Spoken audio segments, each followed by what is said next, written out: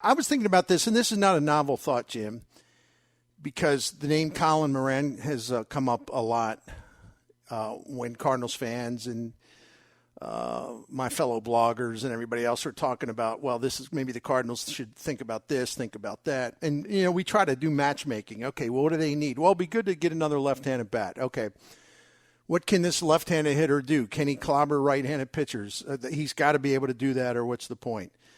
Does he play any defensive positions? So that way you don't view him strictly as a DH. You view him as someone who can actually help you out if you get in a jam at a couple of positions, or if someone unfortunately would get hurt. And it's not that Kyle Schwarber, for example, is like a DH only. I mean, he can play in left field, and he's okay. He's below average, but frankly, it's not as bad as I thought when I did some research on that. But it comes back to this. We can all talk about Kyle Schwarber until we are green in the face, and I just don't think the Cardinals are going to sign him, because he's going to get 2 or 3 years from someone at really, really good money. And I just don't think they want to commit term to Kyle Schwarber, because, they have plans for young hitters, and there's just they can't block them.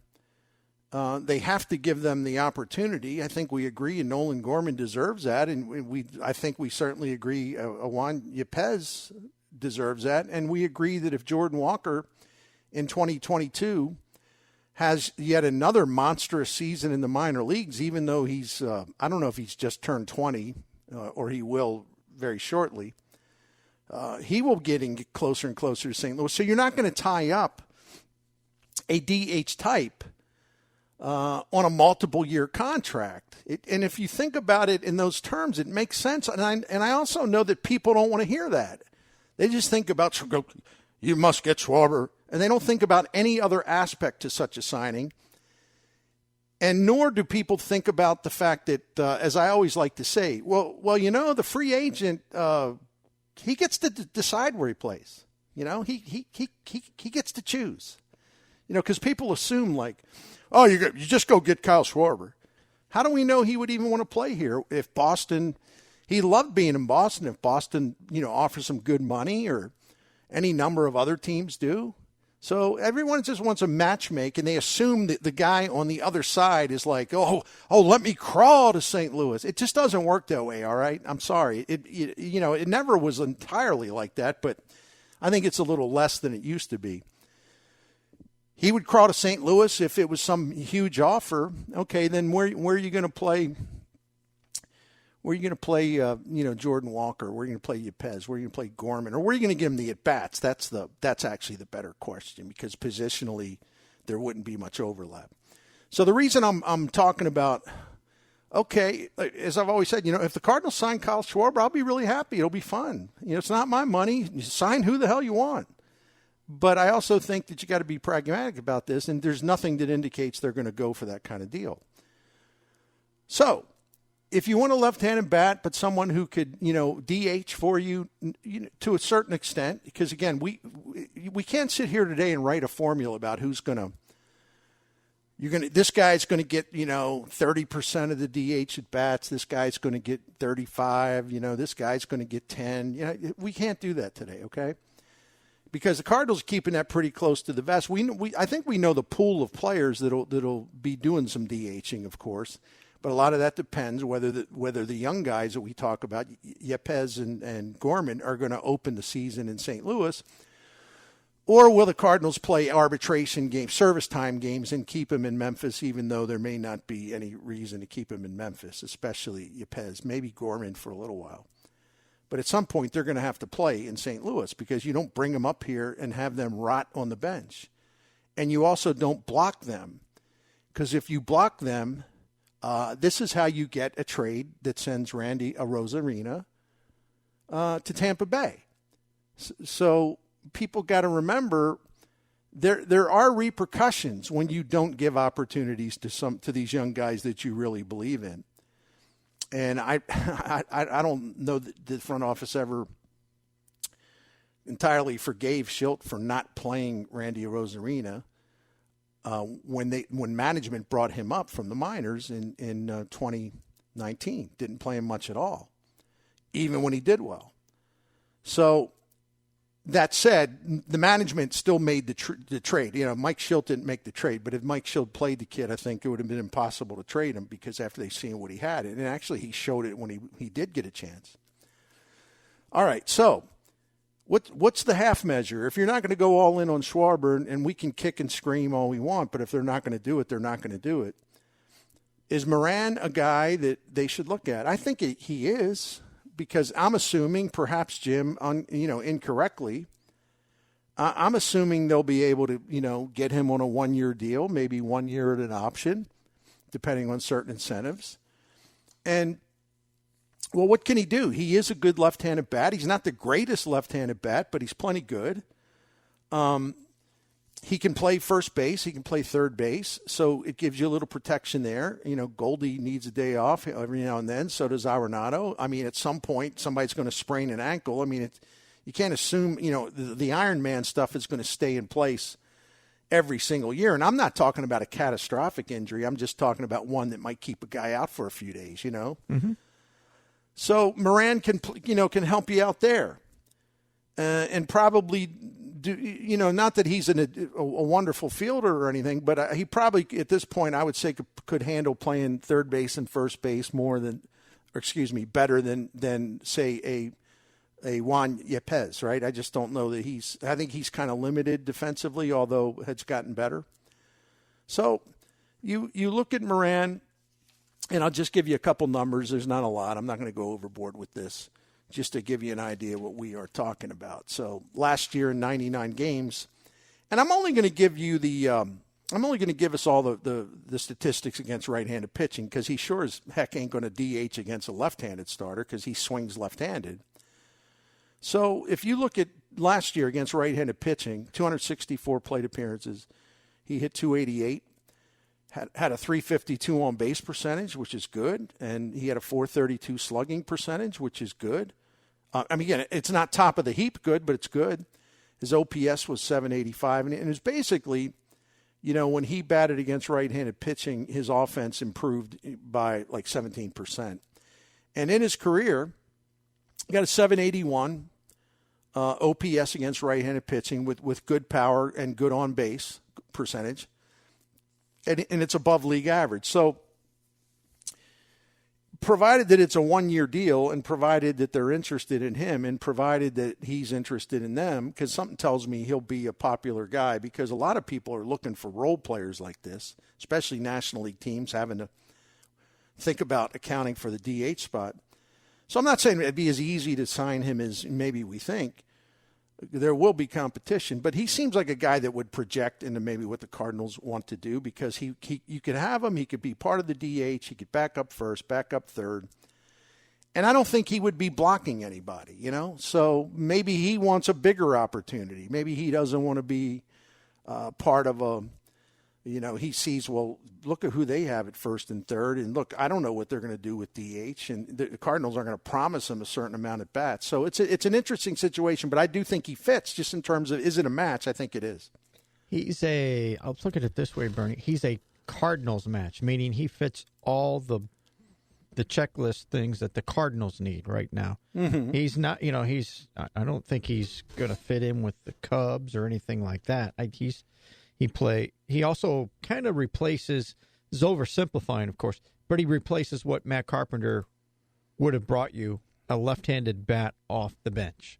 Well, that's right. He can play first. He can also play third, as you pointed out, and he could be a pinch hitter. It will also be a contract that is a Cardinal fit from the standpoint of something you just mentioned.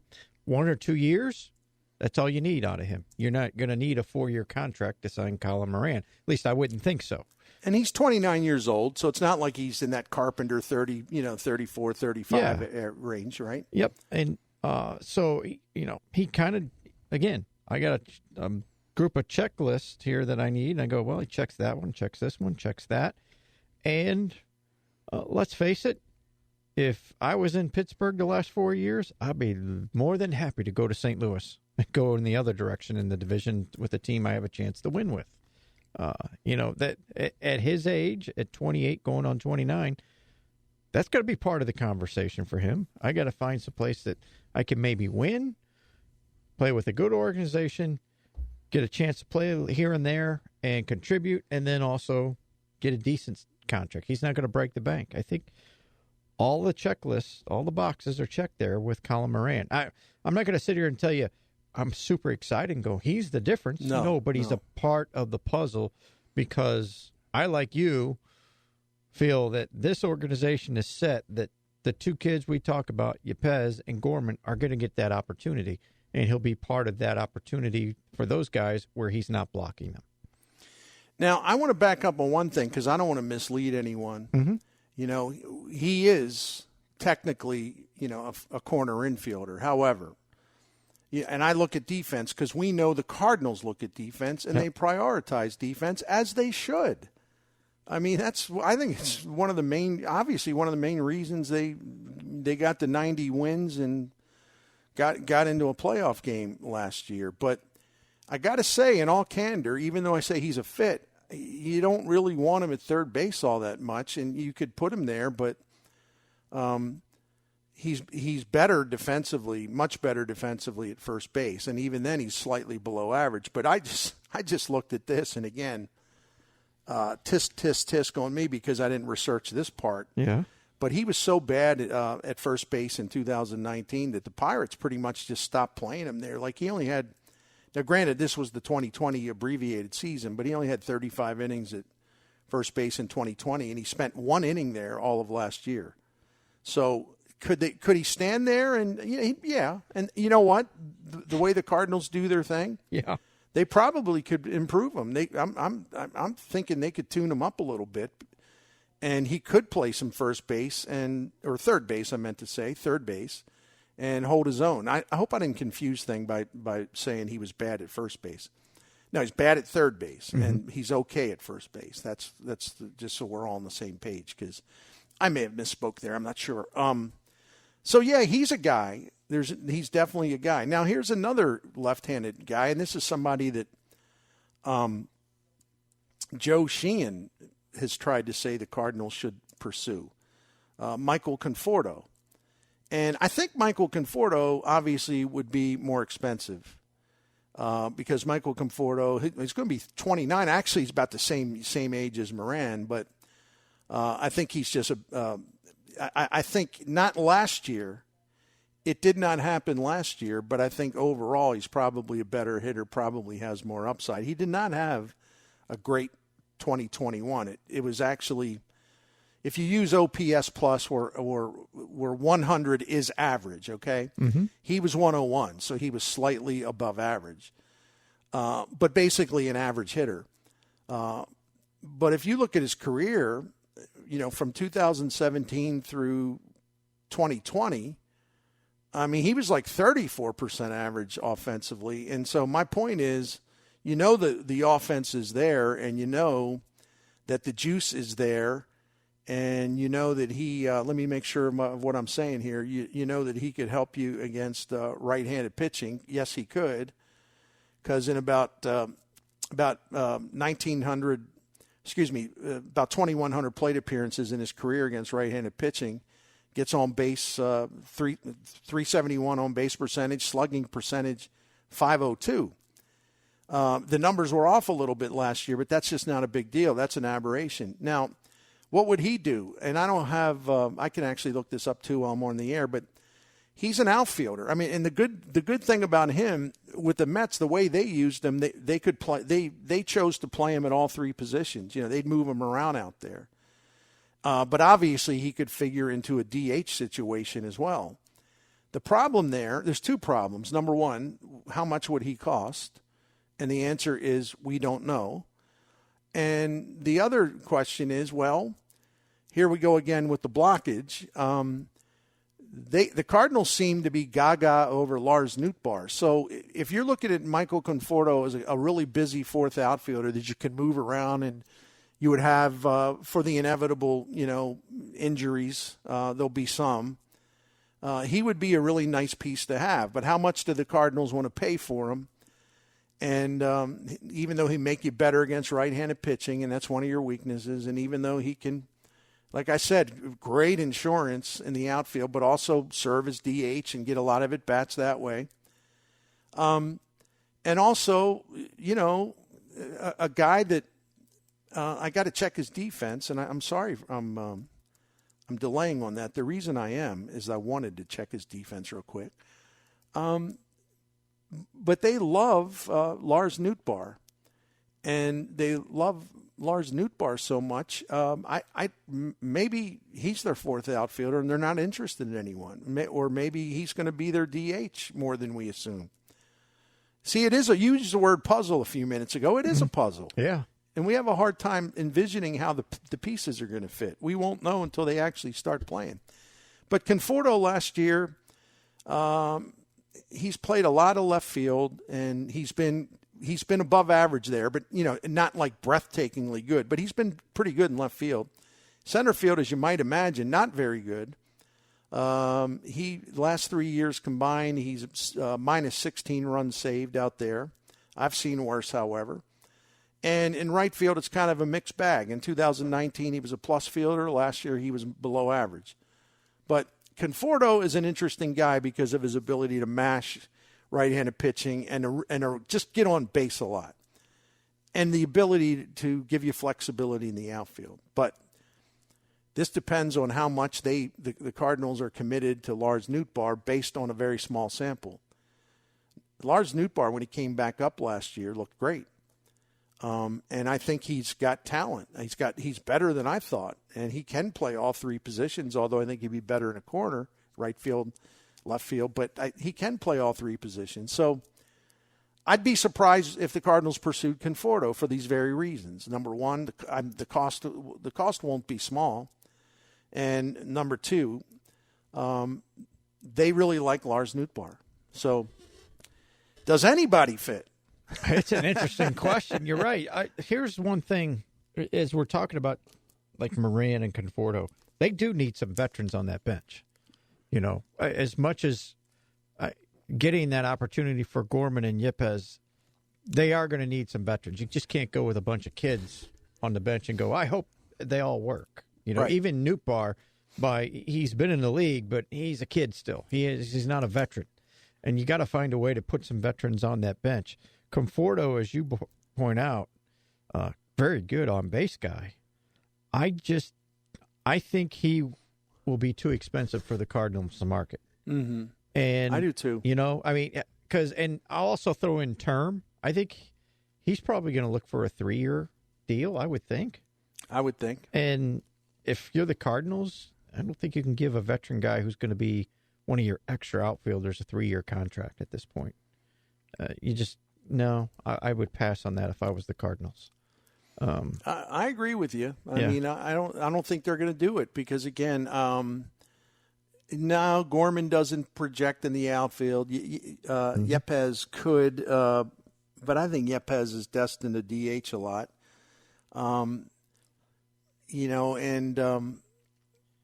If you're going to create playing time for Nootbaar, you're going to have to create playing time for him. You can't, again, he's got to be busy or what's the point? But you look at their bench, and I'm trying to think right now, and I'm probably going to screw something up because maybe they picked up somebody I don't even know. They did pick up that guy from the Texas Rangers, I think. I forget his name. I'm embarrassed, but I do. Maybe one of our listeners can hit us up on that. Perusing, I'll see if I can figure it out here. But go ahead. They signed him to like a minor league make good contract. So anyway, he would be in. We'll get Mr. X. We'll get his name in a minute.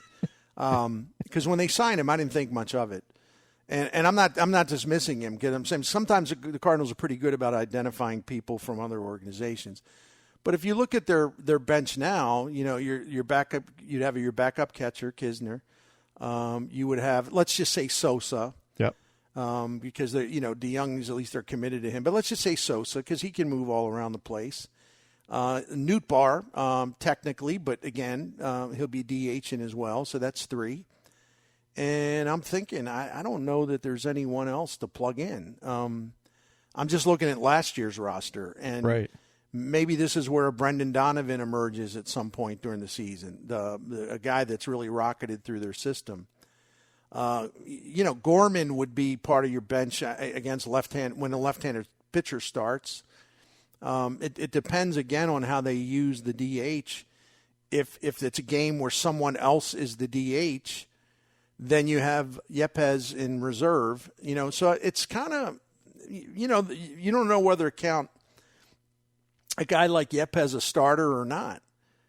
Probably not. But it's not like he's going to be sitting around either. So I think they're going to have at least one more spot for a bench piece. They have to. Anderson Tejeda is the guy the Cardinals signed in the offseason.